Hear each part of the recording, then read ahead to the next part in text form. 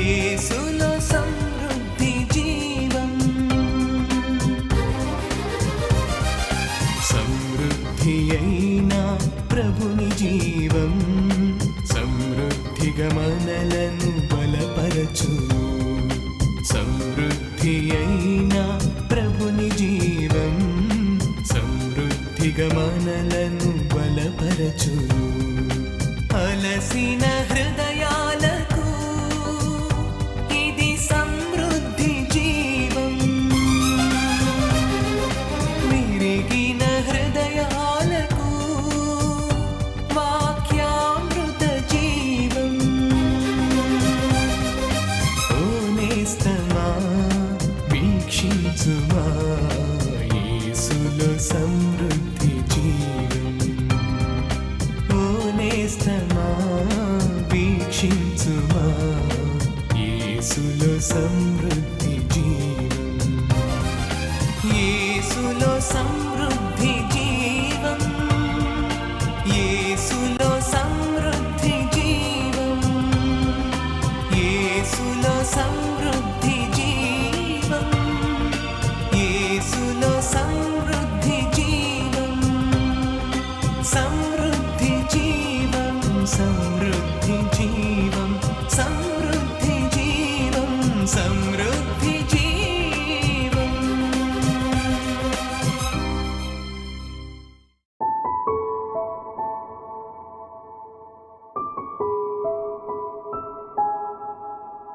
ఒకసారి అమెరికా దేశంలో షికాగో అనే పట్టణంలో ఒక లాయర్ గారు ఉన్నారు. ఆయన మంచి వ్యాపారవేత్త కూడా, చాలా successful business man and lawyer. మరి ఆయనకు 5 సంతానం. అంత బాగా సాఫీగా చక్కగా జరుగుతున్న రోజుల్లో మంచిగా ఆయన విజయవంతంగా వ్యాపారం, వాళ్ళ కుటుంబం కూడా చక్కగా వెళ్తున్న రోజుల్లో అనుకోకుండా అకస్మాత్తుగా 1870లో మరి ఆయనకు ఒక కుమారుడు, 4 కుమార్తెలు, మొత్తం 5 సంతానము. మరి ఆయన పేరు హొరేషియో జీ స్పాఫోర్డ్. ఆయనకి ఒకే ఒక కుమారుడు. 1870లో ఒక్కగానొక కుమారుడు చనిపోవడం జరిగింది. ఆ సంఘటన చాలా అతన్ని కదిల్చివేసింది. మరుసటి సంవత్సరం 1871లో ఆయనకున్నటువంటి బాగా ఎక్కువ ఆస్తి ఉంది. మరి తనకున్నటువంటి ఆస్తి అంతా కూడా అగ్ని వల్ల, ఫైర్ రావడం వల్ల అంతా కూడా కాలిపోయి, ఆయన ఇల్లు కానీ మిగతా ప్రాపర్టీస్ ఏవైతున్నాయి కూడా అంతా కూడా ఆ ఫైర్ ద్వారా అంతా కూడా మరి ఆ రీతిగా అది కాలిపోవడం జరిగింది.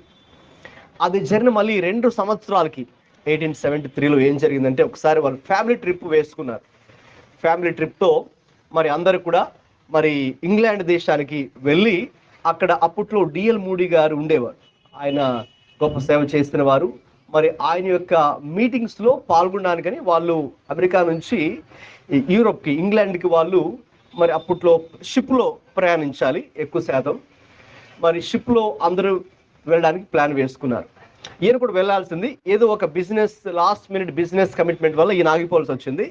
తన భార్య, 4 కుమార్తెలు ఇంకా వాళ్ళు ప్రయాణించారు. వాళ్ళు ప్రయాణించిన తర్వాత మరి ఎప్పుడైతే వాళ్ళు ఇంకా మధ్యలోనే ఇంకా రీచ్ అవ్వలేదు, ఆ టైంలో ఒక న్యూస్ ఇతనికి వచ్చింది. ఏంటి అంటే, ఈ షిప్లో సుమారు 226 మంది ప్రయాణికులు వెళ్తూ ఉన్నారు. మరి ఆ సముద్రం మధ్యలోనే ఈ యొక్క ఫ్రెంచ్ షిప్ ఇంకొక స్కాటిష్ షిప్తో యాక్సిడెంట్ అవ్వడం వల్ల అది అక్కడే సముద్రంలో ఆ ఓడ మునిగిపోయింది. మునిగిపోయి అందరూ చనిపోయారు. 226 మంది చనిపోయారు. అందులో ఈయన 4 కుమార్తెలు కూడా ఉన్నారు.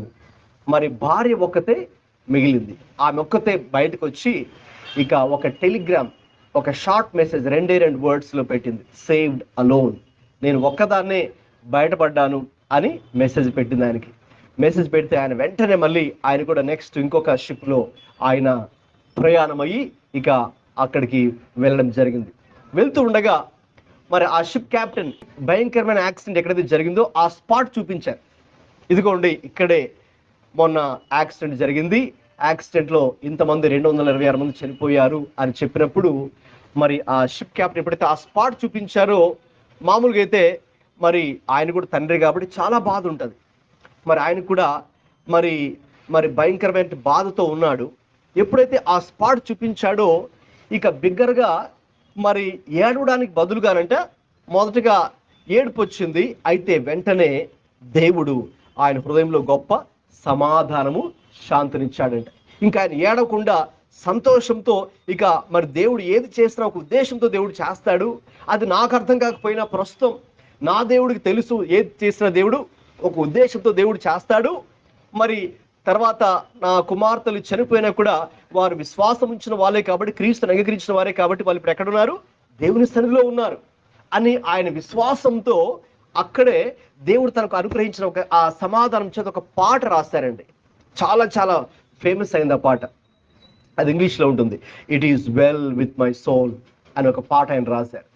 అంటే దేవుడు నా జీవితంలో ఏది చేసినా కూడా ఆయన ఒక మంచి ఉద్దేశంతోనే దేవుడు చేస్తాడు.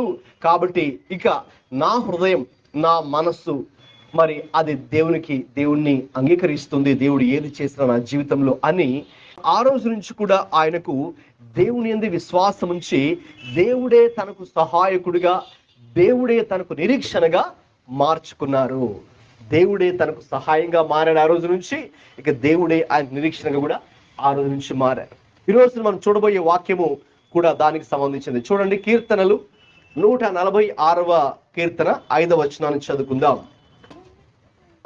ఎవనికి యాకోబు దేవుడు సహాయుడగునో, ఎవడు తన దేవుడని యెహోవా మీద ఆశ పెట్టుకొనునో వాడు ధన్యుడు. దేవునికి స్తోత్రం అండి, హల్లెలూయా. ఎవనికి యాకోబు దేవుడు సహాయుడగునో, ఎవడు తన దేవుడని యెహోవా మీద ఆశ పెట్టుకొనునో వాడు ధన్యుడు. God is hour helper and hour hope.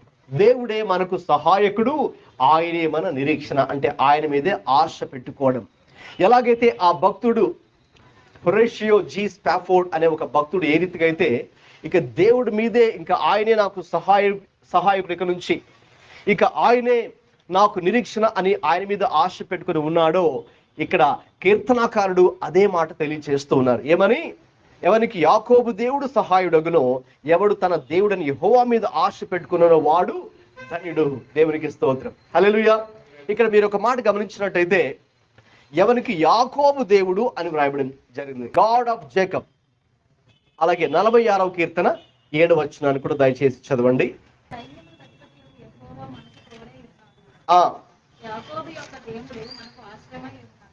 గమనించండి, 46వ కీర్తన 7వ వచనంలో యాకోబు యొక్క దేవుడు మనకు ఆశ్రయమై ఉన్నాడు. ఇదే కీర్తన 11వ వచనంలో కూడా అదే మాట ఉంటుంది. యాకోబు యొక్క దేవుడు మనకు ఆశ్రయమై ఉన్నాడు. యాకోబు యొక్క దేవుడు.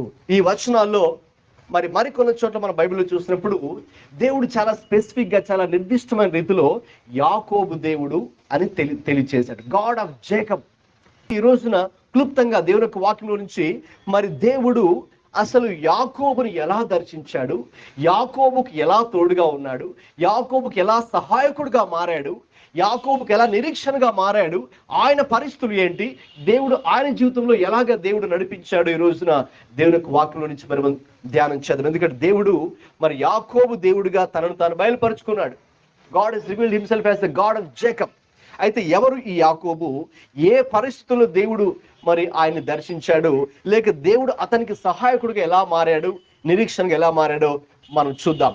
గమనించండి, మన పరిశుద్ధ గ్రంథాలను ఆదికాండము 28వ అధ్యాయంలో మనం చూసినప్పుడు అబ్రహాముకి ఇస్సాకు కుమారుడు, ఇస్సాకుకి యాకోబు అలాగే ఏశావు ఇద్దరు కుమారులు ఉన్నారు. ఇస్సాకుకి ఇద్దరు కుమారులు, యాకోబు అలాగే ఏశావు పెద్దవాడు, యాకోబు చిన్నవాడు. అయితే మనం చూసినట్టయితే యాకోబు గురించి ఈరోజు మనం ధ్యానించినప్పుడు యాకోబు అనే మాటకు ఒక విధంగా చెప్పాలంటే మోసగాడు లేక మోసం చేసే వ్యక్తి అని అర్థం. ఆ పేరుకు తగ్గట్టుగా ఏం చేశారంటే మోసం చేశాడు. ముఖ్యంగా 2 సందర్భాల్లో తన సహోదరుడిని ఏశావుని మోసం చేసినట్టుగా మన వాక్యంలో చూస్తాం. ఆ రోజుల్లో ఈ జ్యేష్ఠత్వపు హక్కు అంటే ఒక ఇంటిలో వారసుడిగా పెద్ద కుమారుడే కదండి. మన యొక్క సంస్కృతిలో కూడా పెద్ద కుమారుడికి కొన్ని ఆధిక్యతలు ఉంటాయి. ముఖ్యంగా వారి యొక్క పరిస్థితుల్లో ఇంకా ఆధిక్యతలు ఎక్కువగా ఉంటాయి.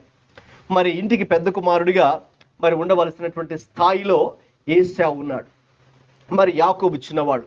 అయితే యాకోబు యొక్క ఆశ ఏంటంటే, యాకోబు యొక్క ప్రణాళిక ఏంటంటే, ప్లాన్ ఏంటంటే, మరి నేను జ్యేష్ఠుడిగా ఉండాలి, లేక నేను ఆ జ్యేష్ఠత్వపు హక్కులు మరి నేను పొందుకోవాలి. బహుశా ఒకవేళ ఆస్తిలో ఎక్కువ వాటా వచ్చినా అది నేను తీసుకోవాలి, లేకపోతే అందరూ కూడా నన్ను గౌరవించాలి, లేకపోతే నా సహోదరుడు సైతం మరి నన్ను గౌరవించాలి, నేను పెద్దగా ఉండాలి అనే ఒక ఆశతో దురాశతో ఏం చేశాడంటే, మరి ఏశావును ఒకసారి మరి మోసం చేశాడు.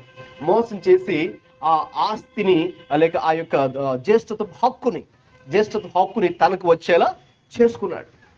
రెండవసారి ఇస్సాకు ముసలివాడిన వృద్ధాప్య దశలో ఉన్నప్పుడు, ఇక ఆ రోజుల్లో మరి ఎవరైతే మరి చనిపోవడానికి ముందుగా మరి వృద్ధాప్య దశలోకి వచ్చిన తల్లిదండ్రులు ఏం చేసేవారంటే, పిల్లల్ని పిలిచి వాళ్ళ మీద చేతులుంచి ఆశీర్వదించి వారికి దేవుడు వారి నోట్లో పెట్టిన కొన్ని ఆశీర్వాద మాటలు చెప్పేవారు. ఆ ఆశీర్వాద వచనాలు వాక్కులు చాలా ప్రాముఖ్యమైనవి. అందుకే పెద్దల ద్వారా ఆ ఆశీర్వాదాలు తీసుకోవడం చాలా చాలా ప్రాముఖ్యమైన విషయం. మరి యాకోబు ఇస్సాకు కూడా అది చాలా ప్రాముఖ్యమైన విషయమే.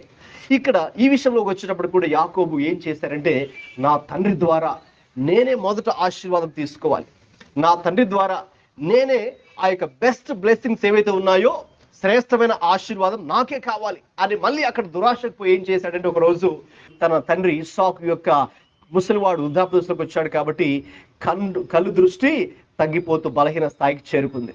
ఇక అతడు చాలా బలహీన స్థితికి చేరుకున్నాడు, చూడలేకపోతున్నాడు, కళ్ళు కనబడలేకపోతున్నాయి. కాబట్టి ఇదే ఒక అవకాశంగా తీసుకొని యాకోబు తల్లి కూడా ఆ విషయంలో అతనికి సహకరించింది. తల్లి రిబ్కా కూడా చేసి, సరే యాకోబు మరి నువ్వు వెళ్ళి ఆశీర్వాదం తీసుకో అని, బహుశా అతన్ని ఎక్కువగా ప్రేమించిందేమో కాబోలు. మరి ఏశావు బయటికి వెళ్ళినప్పుడు మరి ఏశావు లాగా ఇతడు ఒక వేషం ధరించి, ఎటు నాన్నగారు కనబడదు కాబట్టి నేను వెళ్ళి ఏశావులాగా మాట్లాడి ఏశావులాగా నటించి నాకు ఆ యొక్క ఆశీర్వాదం నేను పొందుకుంటే మరి నేను గొప్పగా ఆశీర్వదించబడతాను అనే ఉద్దేశంతో యాకోబు ఏం చేస్తాడు, ఇస్సాకు దగ్గరికి వెళ్ళి నేనే ఏశావుని చెప్పినప్పుడు ఇంకా ఆ ఏశావు దీవించి అతను కొన్ని మాటలు చెప్పడం జరుగుతుంది. మొదటిగా జ్యేష్ఠత్వ హక్కుని ఒక విధంగా దొంగిలించాడు లేక మోసగించాడు యాకోబు తన సహోదరుని ఏశావు నుంచి. రెండవదిగా ఇక తల్లిదండ్రుల నుంచి పొందవలసినటువంటి ఆ యొక్క ఆశీర్వాదాన్ని కూడా మరి మోసగించి దాన్ని కూడా దొంగిలించినట్టుగా మనం చూస్తూ ఉన్నాం. అయితే ఎప్పుడైతే ఈ సంఘటన జరిగిందో ఒక్కసారిగా యాకోబులో భయం పట్టుకుందండి. యాకోబులో భయం పట్టుకుంది. ఇక ఒకవేళ నా సహోదరుడు నాన్నకు ఈ విషయం తెలిస్తే అతడు ఒక్కసారిగా ఇక నా మీద కోపాన్ని పెంచుకొని ద్వేషాన్ని పెంచుకొని కక్షతో ఇక నన్ను చంపివేస్తాడు, ఇక నన్ను వదిలిపెట్టాడు, ఈసారికి మాత్రం నన్ను వదిలిపెట్టాడు అనే భయము అతనిలో పట్టుకుంది. చేయడానికైతే మోసం చేసేసాడు, అయితే ఇప్పుడు తనలో భయం పట్టుకుంది. తనలో ఆ భయం ఉంది కాబట్టి ఇప్పుడు అతను ఏం చేస్తున్నాడంటే, తల్లి యొక్క ఆలోచన తీసుకొని సలహా తీసుకొని ఇప్పుడు వారి తల్లి సహోదరునటువంటి లాబాను దూరదేశంలో ఉన్నటువంటి మరి తనకు మామ అవుతాడు కాబట్టి అక్కడికి పారిపోమ్మని తల్లి సలహా చెబుతుంది. అక్కడికి వెళ్తే నువ్వు అక్కడ క్షేమంగా ఉండొచ్చు, ఇక నీ సహోదరుడు నిన్ను వెంటాడాడు, ఇంకా నీ మీద కోపం పెంచుకోడు, నిన్ను చంపే అవకాశం లేదు బాబు, త్వరగా నువ్వు రెడీ అయిపోయి అక్కడికి వెళ్ళమని తల్లి రిబ్కా ఆ ఆలోచన చెబితే ఇక ఏశావు ఇంటికి రాకముందే ఏం చేస్తాడు యాకోబు, అక్కడ నుంచి పారిపోవడం జరుగుతుంది. దూరదేశంలో ఉన్నటువంటి తన మామ అయినటువంటి లాబాను ఇంటికి వెళ్ళడము ప్రారంభించడం జరుగుతుంది. అలాగా తన తండ్రి ఇంటి నుంచి లాబాను ఇంటికి తన మామగారి ఇంటికి వెళ్ళడం ప్రారంభిస్తాడో ఆ రోజు సాయంకాలం ఇక పొద్దు గుంకినప్పుడు ఆ రాత్రి అయింది కాబట్టి చీకటి పడింది కాబట్టి ఆ రోజులో చీకటి పడితే ప్రయాణించడానికి అవకాశం లేదు, అలాగే విశ్రాంతి కూడా తీసుకోవాలి. ఈ రోజుల్లో లాగా మనకు వాహనాలు ఏవి లేవు కదా, కాబట్టి అక్కడే ఒక చోట ఆయన ఒక పొలంలో పడుకున్నాడు. అక్కడ ఒక రాయి తీసుకొని దాన్నే తలగడగా తీసుకొని తలదిండుగా ఆయన పెట్టుకొని రాతికిని అక్కడ పడుకున్నాడు. పడుకున్నప్పుడు ఒక కల వచ్చింది. ఆ కలలో మరి ఒక నిచ్చెన ఆకాశం నుంచి భూమి మీదకి ఒక నిచ్చెన వేయబడింది. ఆ నిచ్చెన మీద మరి దూతలు మరి వారు పైకి క్రిందికి వాళ్ళు వెళ్తూ వస్తున్నట్టు అక్కడ ఒక కళ అతడు చూడము జరిగింది.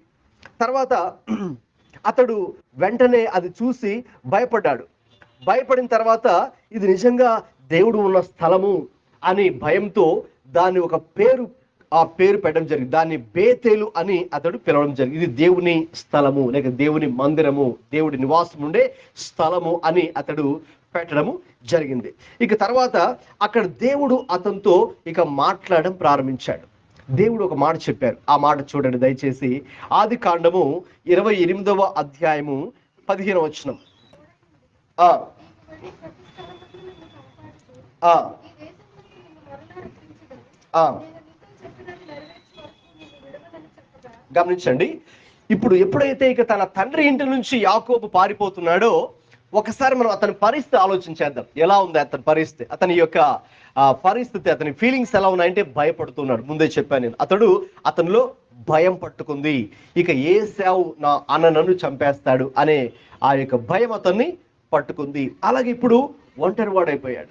ఇప్పుడు ఒంటరిగా ఉన్నాడు. ఇప్పుడు తనకు ఎవరు కూడా లేరు. కాబట్టి అతడు అందరిలో ఉన్నప్పుడు బాగానే అతడు కొనసాగించాడు తన జీవితాన్ని.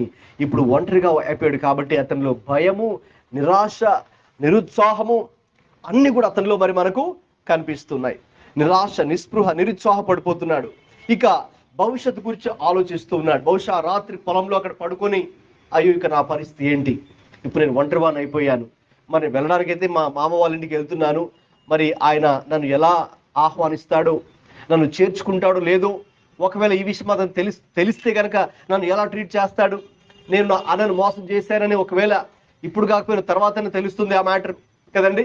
కాబట్టి అప్పుడు ఎలా అతను నన్ను ట్రీట్ చేస్తాడో, మరి నేను అక్కడ వెళ్ళి ఏ పని చేయాలి, అక్కడ నేను ఏ జాబ్ చేయాలి, ఏ పని చేయాలి, లేకపోతే నా యొక్క మ్యారేజ్ గురించి విషయం ఏంటి, ఎలాగా, లేకపోతే నా యొక్క ఫ్యూచర్, నా భవిష్యత్తు కదండి. సాధారణంగా మనుషులుగా అనేక ఆలోచనలు మనకు ఎలాగైతే ఉంటాయో, మన యొక్క జీవితం గురించి, మన యొక్క ఉద్యోగం గురించి, మన యొక్క మరి వివాహం గురించి, మన యొక్క పిల్లల గురించి, మన కుటుంబం గురించి, మన ఆర్థిక అవసరాల గురించి, ఫ్యూచర్ సెటిల్మెంట్ గురించి కదండి, మన కెరీర్ గురించి కదండి. ఎలాగైతే ఒక సాధారణ మనిషికి వీటి గురించిన చింత, ఆలోచన ఉంటుందో, సేమ్ యాకోబు కూడా ఆ ఆలోచనలన్నీ పెట్టుకొని మనసులో ఆ రోజు రాత్రి అక్కడ పండుకున్నాడు. కానీ పండుకు నిద్రపోయే ముందు బహుశా ఇవన్నీ వీటి గురించి ఆలోచించి ఆయన నిద్రపై ఉండొచ్చు. కాబట్టి తన భవిష్యత్తు గురించి ఏ రీతిగా, భవిష్యత్తు గురించిన భయం, ఒక అనిశ్చితి, అన్సర్టనిటీ ఆఫ్ హిస్ ఫ్యూచర్, అలాగే ఏ రీతిగా తన మామ అతన్ని ట్రీట్ చేయబోతున్నాడో, లేకపోతే ఏ రీతిగా అతడు కష్టపడాలో, మరి తిరిగి నేను అక్కడే ఉండాలా, తిరిగి మళ్ళీ నేను నా తండ్రి ఇంటికి అసలు రావడానికి అసలు అవకాశం ఉందా, ఉంటే ఎన్ని సంవత్సరాలు అక్కడ ఉండాలి, ఏంటి నా లైఫ్ ఏంటి ఇలాగా అన్నట్టు, ఎందుకు ఇలా చేశాను, నేను చేయకుండా ఉంటే బాగుండేది కదండి. చాలాసార్లు మనము చేయడానికి చేసేస్తాం కొన్ని పనులు, కానీ చేసిన తర్వాత చాలా బాధపడతాం కదండి. అయితే చేయకపోతుంటే బాగుండేదేమో అని తర్వాత మనం బాధపడతాం. బహుశా యాకోబు ఆ రోజున ఆ పొలంలో ఆ పండుకొని అతడు నిద్రపోవడానికంటే ముందుగా ఈ ఆలోచనలన్నీ మనసులో కదులుతూ ఉన్నాయి. అయ్యో నేను ఎందుకు ఈ తప్పు చేశాను, నా సహోదరునే ఎందుకు నేను మోసం చేశాను, తన జ్యేష్ఠత్వ హక్కును ఎందుకు నేను లాగేసుకున్నాను, లేక నేనే ఏసావుని నన్ను ఆశీర్వదించు తండ్రి, నాకు ఆ దీవెనివ్వండి అని ఒక జ్యేష్ఠ కుమారుడికి ఇవ్వాల్సిన దీవెనను ఎందుకు నేను దొంగలించాను, ఎందుకు నేను ఏసావులాగా నటించాను, మరి అని నేను అసలు చేయకుండా ఉంటే బాగుండేదేమో అని అనేక ఆలోచనలు తన మనసులో వెళ్తూ ఉండొచ్చేమో. అయితే ఆ రీతిగా అతడు అక్కడ పడుకున్నప్పుడు దేవుడు మరి అతన్ని దర్శించాడు. దేవుడు అతను దర్శించి ఈ యొక్క వాగ్దానం అతనికి ఇవ్వడం జరిగింది. మీరు చదివినట్టుగా వాగ్దానం, ఇదిగో నేను నీకు తోడై ఉండి. అది మనం పైనుంచి చూస్తే 12 నుంచి ఒకసారి చదవండి. కళ, అతడికి వచ్చిన కళ, అందులో ఒక నిచ్చెన భూమి మీద నిలబడి ఉండెను, దాని కొన ఆ నిచ్చెన మీద దూతలు ఎక్కుతూ దిగుతూ ఉన్నారు. ఆ నిచ్చెనకు పైగా దేవుడు నిలిచి, ఇది చాలా గమనించండి, దేవుడు యాకోబుతో ఆ రోజు రాత్రి చెప్పిన మాటలు ఇవి. చదవండి.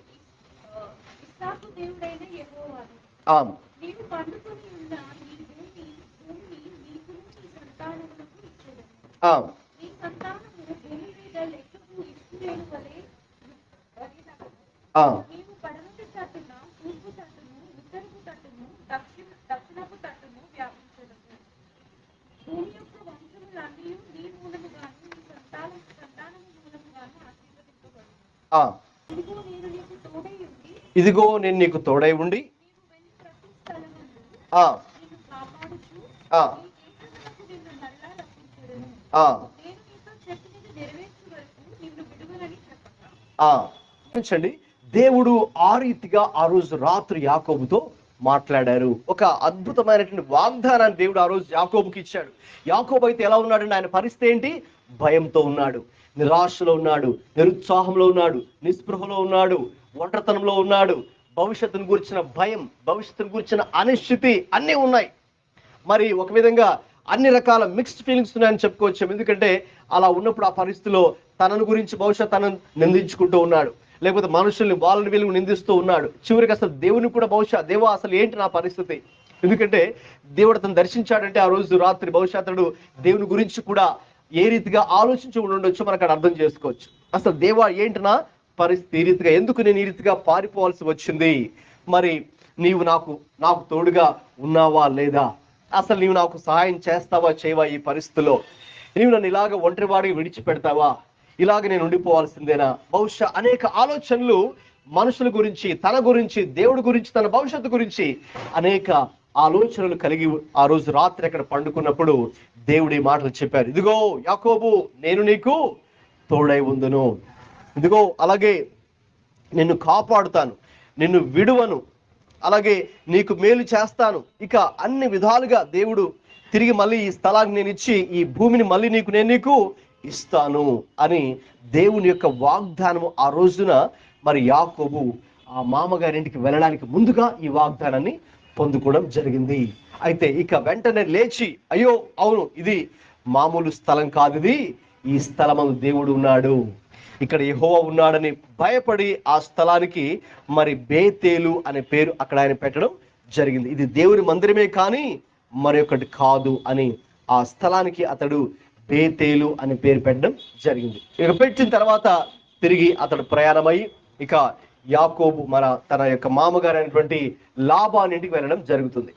వెళ్ళిన తర్వాత మరి లాబాను గారిని కలుసుకున్న తర్వాత అక్కడ ఆయన ఆ రోజుల్లో గొర్రెలు మేపేటటువంటి పని, బాగా గొర్రెల మంద విస్తారంగా ఉంది. ఆ రోజుల్లో వాళ్ళకి ఆస్తి అంటే అదేనండి, ఆ రోజుల్లో వాళ్ళకి ఆస్తి అంటే అదే. కాబట్టి మరి అక్కడ ఒక ఒప్పందాన్ని కుదుర్చుకుంటాడు. సరే, మరి వారిలో మరి ఆయన కుమార్తెలను ఈయన ఇష్టపడడం జరుగుతుంది. కాబట్టి అతడే చెప్తాడు, నేను నీ చిన్న కుమార్తెను వివాహం చేసుకోవడానికి 7 సంవత్సరాలు కష్టపడతాను అని చెప్తాడు. సరే అని ఆయన చెప్పడం జరుగుతుంది. 7 సంవత్సరాలు కష్టపడతాడు. మరి ఆయన వివాహం చేసుకున్నాడు. అయితే ఆయన మామ అతన్ని ఇప్పుడు మోసం చేయడం జరుగుతుంది. ఈయనేమో రెండవ కుమార్తెని మరి వివాహం చేసుకొని ఇష్టపడితే ఆయనేమో మోసగించి అతన్ని తెలియకుండా మొదటి కుమార్తె నుంచి వివాహం చేయడం జరుగుతుంది. మళ్ళీ మరొక 7 సంవత్సరాలు కష్టపడి అక్కడ మళ్ళీ ఆ రెండవ కుమార్తె వివాహం చేసుకోవడానికి కూడా అక్కడ యాకోబు మరి అక్కడ కష్టపడి పనిచేయడానికి ఇష్టపడతాడు. ఇంకా మరియు ఇంకొక మరి 6 సంవత్సరాలు అలాగ సుమారు 20 సంవత్సరాలు అక్కడ తన మామగారి దగ్గర ఉండి అతడు కష్టపడి ఆ మందను మేపుతూ తర్వాత అక్కడ ఎన్నో అనుభవాలు గుండా వెళ్తాడు. ఒక విధంగా చూస్తే చాలా విచిత్రమైన సంగతి ఏంటంటే, అప్పుడు దాకా ఈయన మోసగించాడు కదండి, ఈయన పేరు మోసగాడని చెప్పాను. తన సహోదరుని 2 సార్లు మోసం చేశాడు. అయితే ఇతను ఎప్పుడైతే తన మామ వారింటికి వెళ్ళాడో అక్కడ వాళ్ళ మామ అయిన లాబాని ఇతను మోసం చేశాడు. స్టార్టింగ్ నుంచి ఇతను మోసం చేసుకుంటూ వచ్చాడు. తనకి వివాహం విషయంలో మోసం చేశాడు, అలాగే తనకి డబ్బుల విషయంలో, శాలరీ విషయంలో, జీతం విషయంలో మోసం చేశాడు. ఇంత ఇస్తాను బాబు అన్నాడు, అయితే అంత ఇవ్వలేదు. సరే మళ్ళీ మాట మార్చి, సరే ఇంత కాదులే ఇంత ఇస్తానులే అన్నాడు, మళ్ళీ అది మాట మార్చాడు. అలాగా 10 సార్లు మాట మార్చాడు.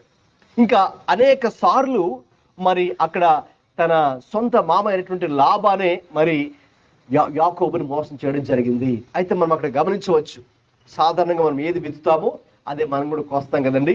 యాకోబు అనుకుని ఉండొచ్చు, అక్కడ ఉన్నప్పుడు తన తండ్రి ఇంట్లో ఉన్నప్పుడు, అబ్బో నేను చక్కగా అందరిని మోసం చేస్తున్నానులే, నేను చాలా చక్కగా ఉన్నాను, నాకేం కావట్లేదులే అనుకున్నాడు. కానీ ఒకరోజు వచ్చింది, మరి ఇప్పుడు ఇతడు మోసగించబడడానికి గురవుతున్నాడు. ఇతరులు ఇతన్ని మోసం చేస్తున్నారు. అప్పటిదాకా ఈయన ఇతరులు మోసం చేశాడు.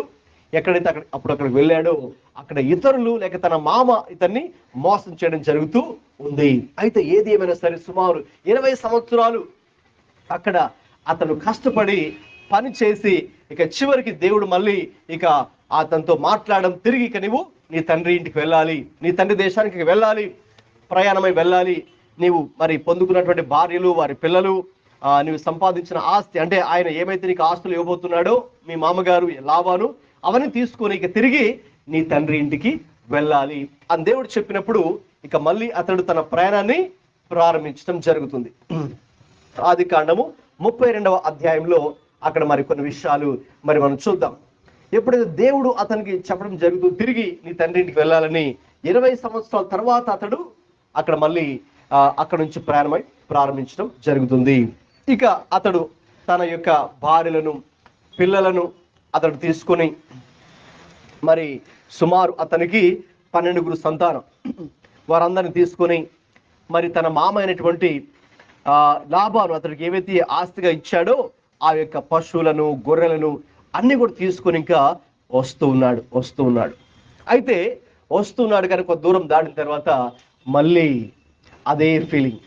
20 సంవత్సరాల క్రితం తండ్రి ఇంటిని విడిచి అక్కడికి వెళ్తున్నప్పుడు ఆ సాయంకాలం ఆ పొద్దు గుంకినప్పుడు చీకటి అయిన తర్వాత ఆ పొలంలో పడుకున్నప్పుడు ఏ భయం అయితే తనను ఆవరించిందో, అయ్యో నేను ఒంటరివాణ్ణి కదా, ఇప్పుడు ఎలా నా పరిస్థితి నాని ఆ నిరాశలో నిస్పృహలో భయంలో ఉన్నాడో, భవిష్యత్తు గురించిన భయము ఆందోళన కలవడంతో ఉన్నాడో, అదే ఫీలింగ్స్ మళ్ళీ అతనికి వచ్చాయి. ఏం చేశాడంటే చూడండి 32వ అధ్యాయం 7వ వచనం.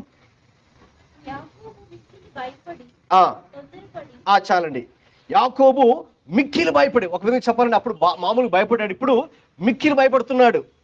భయపడి తొందరపడి అయ్యో, ఎందుకంటే ఒక విషయం విన్నాడు, నన్ను ఎదుర్కోవడానికి నా కుటుంబాన్ని ఎదుర్కోవడానికి నా అన్న ఏశావు 400 మందిని వెంట పెట్టుకొని వస్తున్నాడంట అనే విషయాన్ని విని ఇంకా భయపడ్డాడు. ఎప్పుడైతే ఇంక ఈయన తండ్రి ఇంటికి వస్తున్నాడో ఆ విషయం తన అన్నకి ఆ విషయం తెలిసి ముందుగానే ఇప్పుడు ఆయన ఏం చేశాడు, ఒకరిని కాదు ఇద్దరు కాదండి, ఎంతమంది అండి, 400 మందిని వెంట పెట్టుకొని మరి తను ఎదుర్కోవడానికి వస్తున్నాడు. వినగానే ఇంకా భయపడ్డాడు. అమ్మో, ఇంకా నా సహోదరుడు మా అన్న నా గురించి ఇంకా కోపము ద్వేషము పగ పెట్టుకొని ఉన్నాడు, కాబట్టి ఇప్పుడు నన్ను చంపడానికి నా కుటుంబాన్ని చంపడానికి ఇప్పటిదాకా నేను సంపాదించుకున్నటువంటి ఈ ఆస్తి అంటే ఆ రోజుల్లో పశువులు చెప్పాను కదండి, ఆ గొర్రెలు అవి ఏవైతే ఉన్నాయో లాభాన్ని ఏవైతే ఇతనికి వాటాగా ఇచ్చాడో అవన్నీ తీసుకొని వస్తున్నాడు. అమ్మో, ఇవన్నీ కూడా తీసుకెళ్ళడానికి ఇతను వస్తున్నాడనే భయము అతన్ని పట్టుకుందండి. ఆ భయంతో తొందరపడి ఏం చేశాడంటే ఒక ఆలోచన వచ్చింది. ఇతనికి వచ్చిన ఆలోచన ఏంటంటే, సరే నేను వెళ్తే నా మీద కోపంతో అతను నన్ను చంపేయచ్చు, కాబట్టి నేనేం చేస్తానంటే నేను వెళ్లకుండా ఇక్కడే ఉండిపోయి మరి నా భార్యల్ని నా పిల్లల్ని నా ఆస్తిని ముందు పంపిస్తే కనీసం వాళ్ళని చూసైనా కొంచెం ఆయన హృదయం మనసు కరిగి నన్ను క్షమిస్తాడేమో, నన్ను చంపకుండా విడిచిపెడతాడేమో, పోనీ కావాలంటే అందులో ఆస్తిని ఇచ్చేస్తాను, ఆయనకు కావాలంటే పర్లేదు, నన్ను ప్రాణాలతో విడిచిపెడితే చాలు, నన్ను నా భార్యల్ని పిల్లల్ని ఇలా నా ప్రాణాలతో విడిచిపెడితే చాలు అని అతడు అనుకొని అందరినీ ముందు పంపించేశాడు.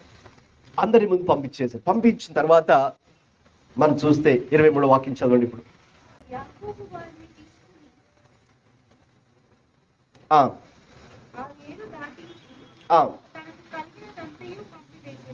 దానికంటే ముందేమో ఎప్పుడైతే భయపడ్డాడో తొందరపడ్డాడో మరి వాళ్ళందరినీ ఇంకా పంపించి విభాగించి గుంపులుగా అది కూడా గుంపులుగా పంపించి వాళ్ళని పంపిద్దామని ఒక ప్రార్థన చేశాడు. ఏమనంటే, దేవా నీవు నీ సేవకునికి చేసిన సమస్తమైన ఉపకారములకు 10వ వచనం, సమస్త సత్యమునకు అపాత్రుడను, ఎట్లనగా నా చేతి కర్రతో మాత్రమే ఈ యోర్దాను దాటి తిని ఇప్పుడు నేను 2 గుంపులైతిని. అంటే గమనించండి, అతడు తండ్రి ఇంటి నుంచి 20 సంవత్సరాల క్రితం బయలుదేరేటప్పుడు ఎలా వచ్చాడండి, చేతి కర్రతో వచ్చాడంతే, ఏ ఆస్తి లేదు, ఏది లేదు, ఒక్కడే ఉన్నాడు, చేతి కర్ర ఉందంతే. ఇప్పుడైతే అతడు దేవుడు అతన్ని దీవించి ఆశీర్వదించి భార్య బిడ్డలు అలాగే ఆస్తిని ఇచ్చి ఇప్పుడు వాళ్ళే 2 గుంపులుగా అయ్యారు. వాళ్ళే ఒక గొప్ప సైన్యంగా వాళ్ళే మారిపోయారు. దేవా నాకు ఇంత చేశావు కదా, కాబట్టి ఇప్పుడు దేవా నన్ను తప్పించు తండ్రి, నా సహోదరుడు వస్తున్నాడని విన్నాను, నా సహోదరుని ఏశావు చేతి నుండి దయచేసి నన్ను తప్పించుము, అతడు వచ్చి పిల్లలతో తల్లిని నన్ను చంపునేమో అని అతడికి భయపడుచున్నాను అని దేవుడికి చెప్పాడు. దేవుడికి ఎప్పుడైతే చెప్పాడో చూడండి, ఆ రోజు ఎలాగైతే బేతేలు అనే దగ్గర అంటే 20 సంవత్సరాల క్రితం అక్కడ పొలంలో దేవుడు మళ్ళీ ఇప్పుడు దేవుడు ప్రత్యక్షమై ఆయన వాక్కు ఇతని ప్రత్యక్షమై ఒక మాట దేవుడు చెప్తున్నాడు. చూస్తారా? చదవండి ఆ మాట 12వ వచనం. నేను నీకు తోడై నిశ్చయముగా మేలు చేయుచు విస్తారమగుట వలన లెక్కింపలేని సముద్రపు ఇసుక వలె నీ సంతానము విస్తరింపచేయుదునని సెలవిచ్చితివే. అవునండి, దేవుడు అక్కడ అతనికి ముందే చెప్పాడు, నేను నీకు తోడై ఉండి నిశ్చయంగా నీకు మేలు చేస్తూ విస్తారముగా లెక్కింపలేని సముద్రపు ఇసుకల వలె నీ సంతానాన్ని విస్తరింప చేస్తాను దేవుడు ముందుగానే చెప్పాడు. ఇప్పుడు అక్కడ చూసినట్లయితే దేవుడు అతనికి అన్ని విధాలుగా 200 మేకలను, 20 మేకపోతులను, 200 గొర్రెలను, 20 పొట్టేళ్లు, 30 పాడి ఒంటెలు, వాటి పిల్లలు, 40 ఆవులు, 10 ఆబోతులు, 20 ఆడుగాడులు, 10 గాడిద పిల్లలు. చూశారండి, అదంతా కూడా అతనికి ఆస్తి. ఆ రోజుల్లో లాబాను ద్వారా ఇతడు పొందుకున్నటువంటి ఆస్తి. కాబట్టి దేవుడు చెప్పినట్టుగానే ఆ వాగ్దానాన్ని దేవుడు నెరవేర్చాడు. నేను నీకు తోడుగా ఉంటాను, నీకు మేలు చేస్తాను, నిన్ను విడిచిపెట్టను, నిన్ను విస్తరింప చేస్తాను, లెక్కింపలేని సముద్రపు ఇసుకలేని సంతానాన్ని విస్తరిస్తాను, నిన్ను ఫలించి అభివృద్ధి చేస్తాను అని దేవుడు ముందుగా వాగ్దానం చేసినట్టుగా ఇక్కడ మరొకసారి దేవుడు యొక్క వాగ్దానము అతనికి జ్ఞాపకం చేసుకుంటూ ఉన్నాడు. జ్ఞాపకం చేసుకుని ఇక ప్రార్థించి చివరికి ఏం చేశారంటే వాళ్ళందరినీ కూడా 2 గుంపులుగా వాళ్ళని చేసి వాళ్ళని ముందు పంపించడం జరిగింది. ఒకవేళ నా అన్న ఏసా వాళ్ళని ఎదుర్కొని వారిని చూసైనా నా మీద కనికరం చూసి నన్ను విడిచిపెడతాడేమో అనే ఉద్దేశంతో ఇక ఏం చేస్తారంటే వాళ్ళు పంపించిన తర్వాత యాకోబు ఒక్కడు మిగిలిపోయాను. ఆ ఒక్కడిగా మిగిలిపోయిన తర్వాత ఏం చేశారండి? 24వ వచనం. ఒక నరుడు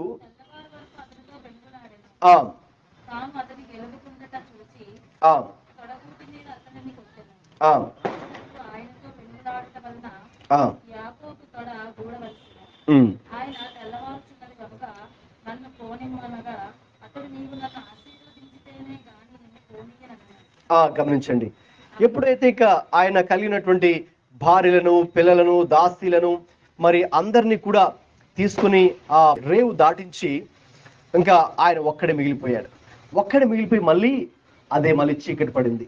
రాత్రి మళ్ళీ ఒంటరివాడైపోయి మళ్ళీ ఏం చేశాడండి?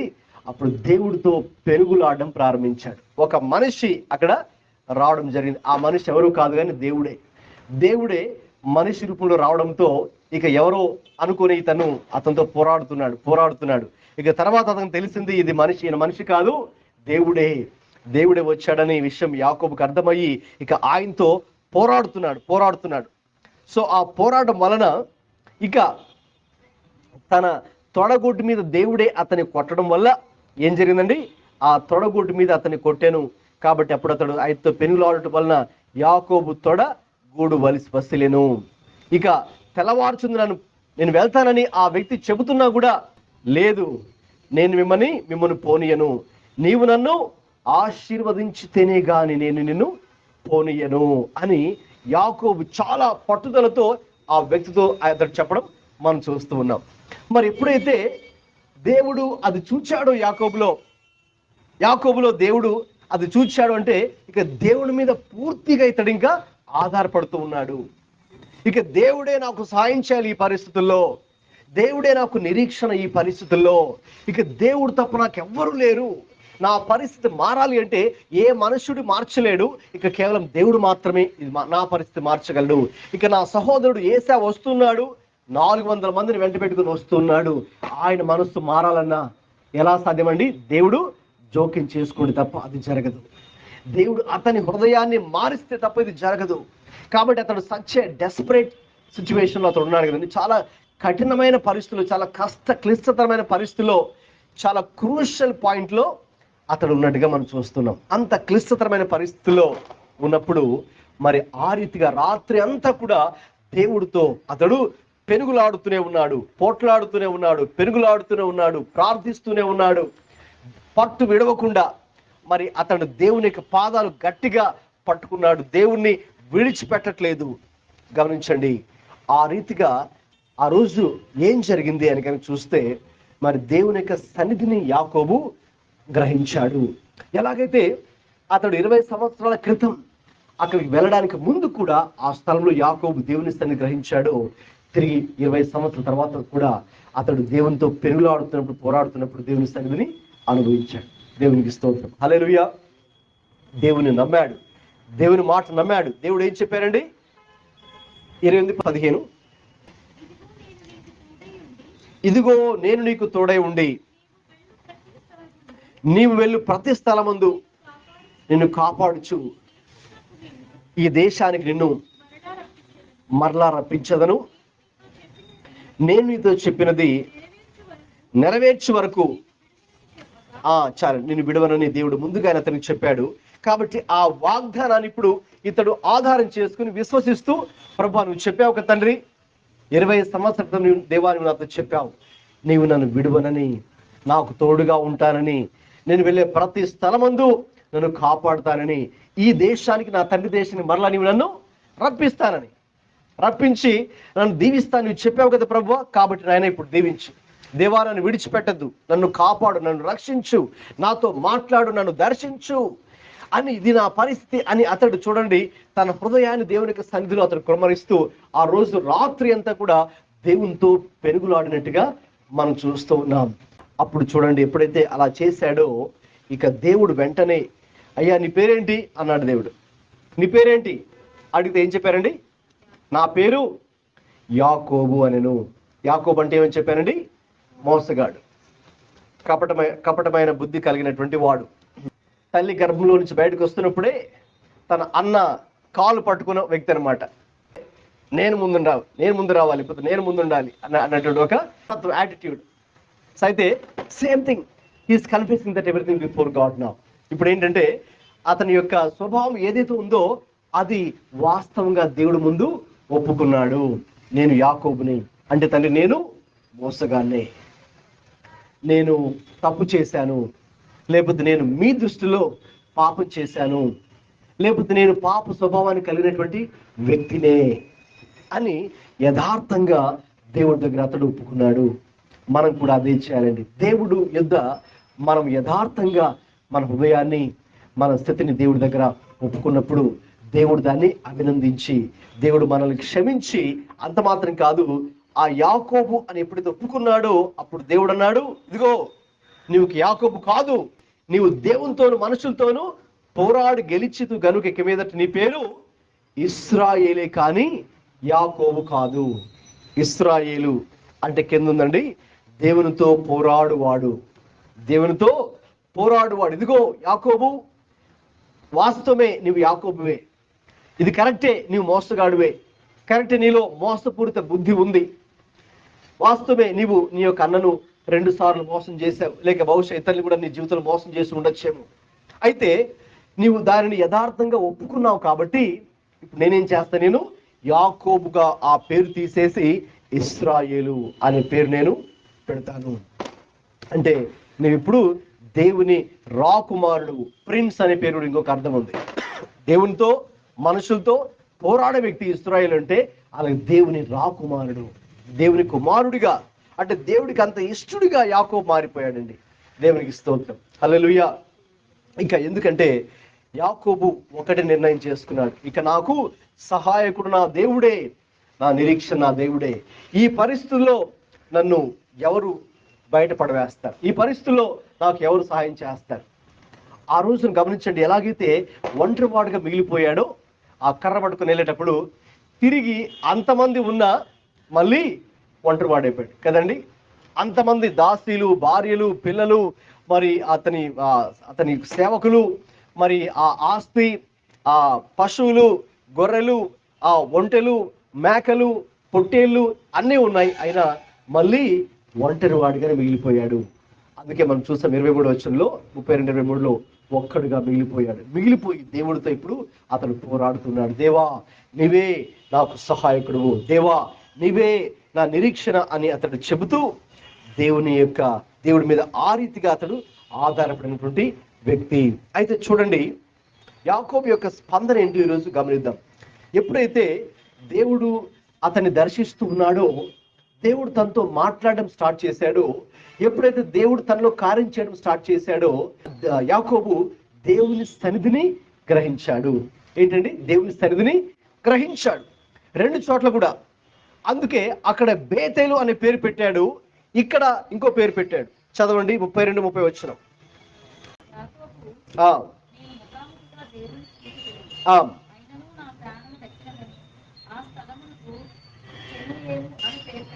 పెనూయేలు అని పేరు పెడుతున్నాడు ఇప్పుడు ఆ స్థలానికి. మొదటేమో ఒంటరివాడుగా కర్రబట్టుకొని వస్తున్నప్పుడు ఏమని పేరు పెట్టాడండి? బేతేలు అంటే దేవుని ఇల్లు, దేవుని నివాసము, దేవుడు నివసించే స్థలం అని పేరు పెట్టాడు. ఇప్పుడు ఏ పేరు పెట్టాడండి? ఇంకా దేవుణ్ణి ఆ రోజు రాత్రి అంతా దేవుడితోనే పోరాడుతూ ఇక ముఖాముఖిగా దేవుని చూచాడు కాబట్టి, దేవుని స్వరం విన్నాడు కాబట్టి ఆ ఊరికి, ఆ స్థలానికి పెనూయేలు అనే పేరు పెట్టాడు. పెనూయేలు అంటే అర్థం ఏంటంటే దేవుని ముఖము అని అర్థం. ఎందుకు? ఇతడు ఎవరి ముఖాన్ని చూచాడు?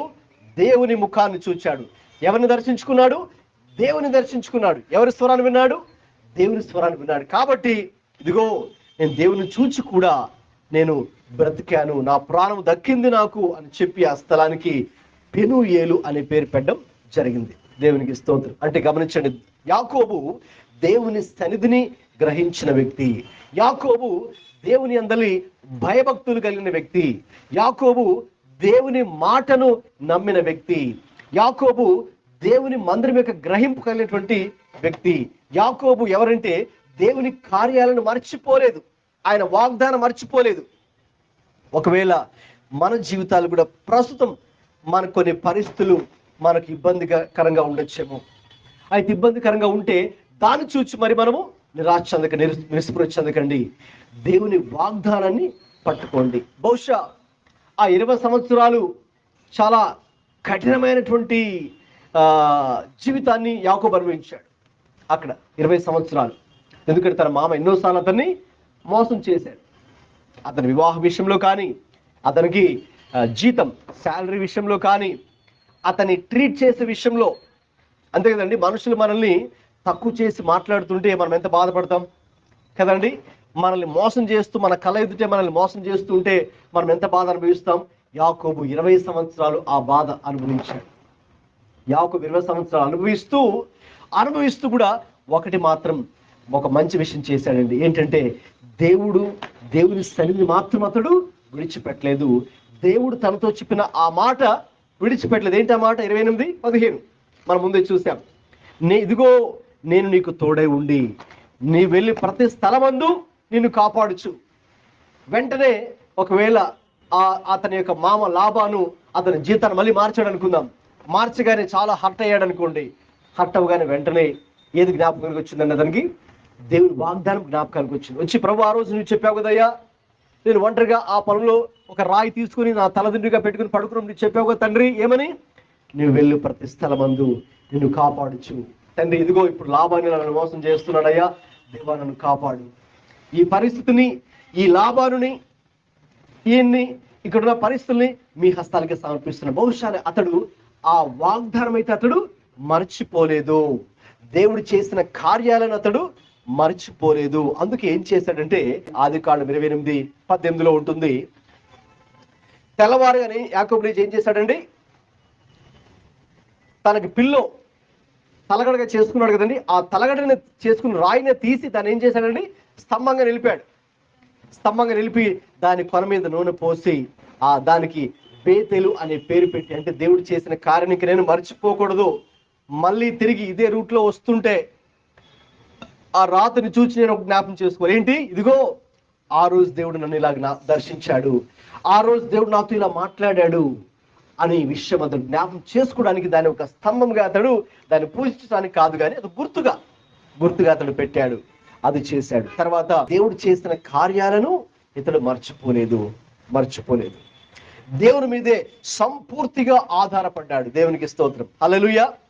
దేవుని మీద సంపూర్తిగా ఆధారపడ్డాడు. ఈ రోజు మనం కూడా అదే చేయాలండి. ఒకవేళ ఆ 20 సంవత్సరాల ఆ కఠినమైనటువంటి అనుభవాలు వెళ్తున్నటువంటి ఆ యాకోబు ఏం చేశాడు? దేవుడి మీద పూర్తిగా ఆధారపడ్డాడు. ప్రభువా, నాకైతే ఆధారం మీరే, ఇక నేను ఈయన మీద ఆధారపడను, లేకపోతే ఆయనకున్న ఆ ఆస్తి మీద ఆధారపడలేదు, కానీ ప్రభు మీద పూర్తిగా ఆధారపడ్డాడు. పరిస్థితులు ప్రతికూలంగా ఉన్న దేవుని వైపే చూచాడు. అదే ఆయన చేసినటువంటి పని. 31:7 అదే మనం చూస్తాం. చదవండి ఒకసారి. మీ తండ్రి తన భార్యతో మాట్లాడుతున్నాడు ఈ మాటలు. చదవండి.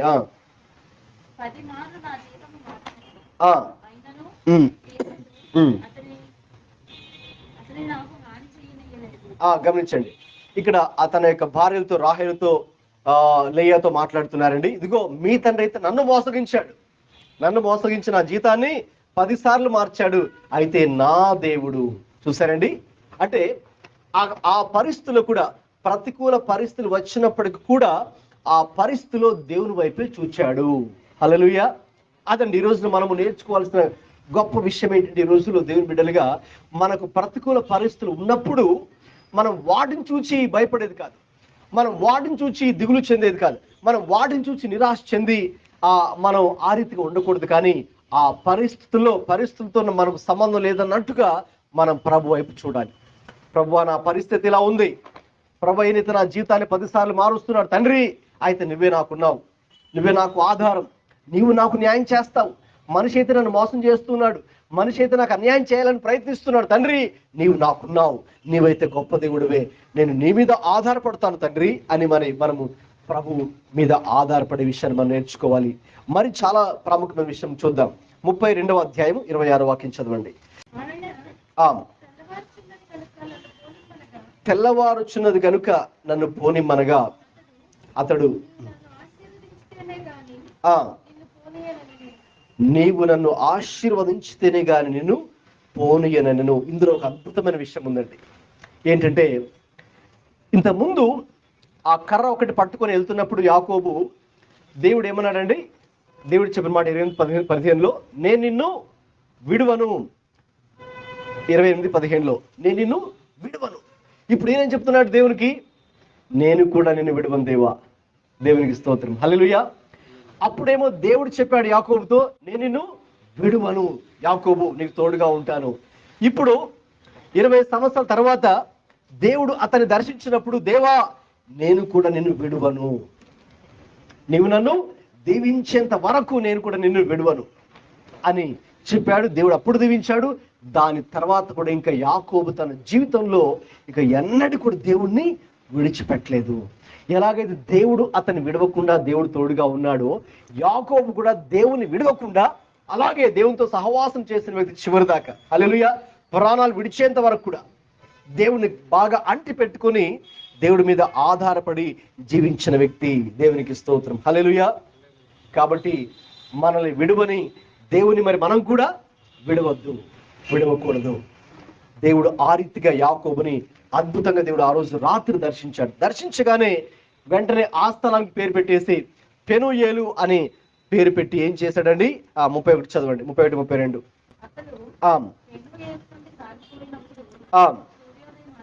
సూర్యోదయమాయను. దేవునికి స్తోత్రం, హల్లెలూయా. ఎప్పుడైతే ఒక వ్యక్తి దేవుడిని దర్శిస్తాడో వెంటనే తన జీవితంలో జరిగేది సూర్యోదయం. దేవుని ముఖాన్ని చూసిన వ్యక్తిలో నెక్స్ట్ జరిగేది సూర్యోదయం. ఎప్పుడైతే దేవుడు దర్శిస్తాడో, ఎప్పుడైతే దేవుడు మాట్లాడతారో, ఎప్పుడైతే దేవుడు మన జీవితాల్లో కార్యం చేస్తాడో, మన జీవితాల్లో సూర్యోదయం. దాని అర్థం ఏంటి?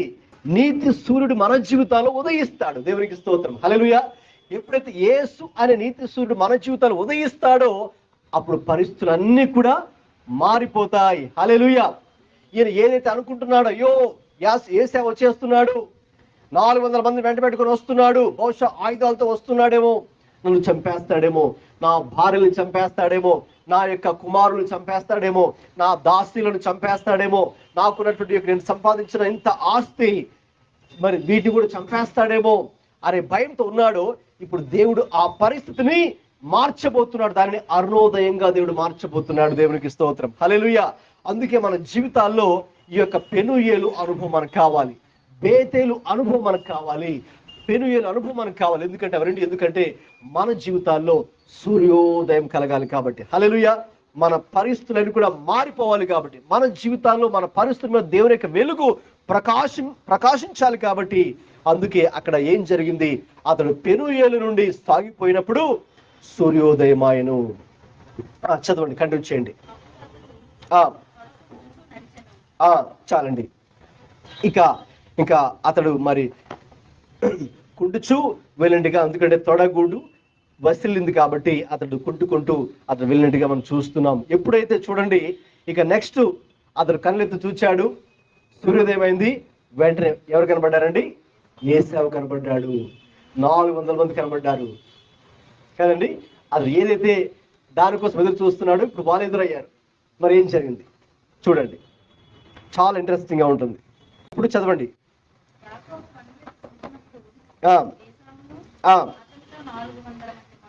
ఇంకా ఏశావు ఆ 400 మంది వస్తూ ఉన్నారు. కంటిన్యూ.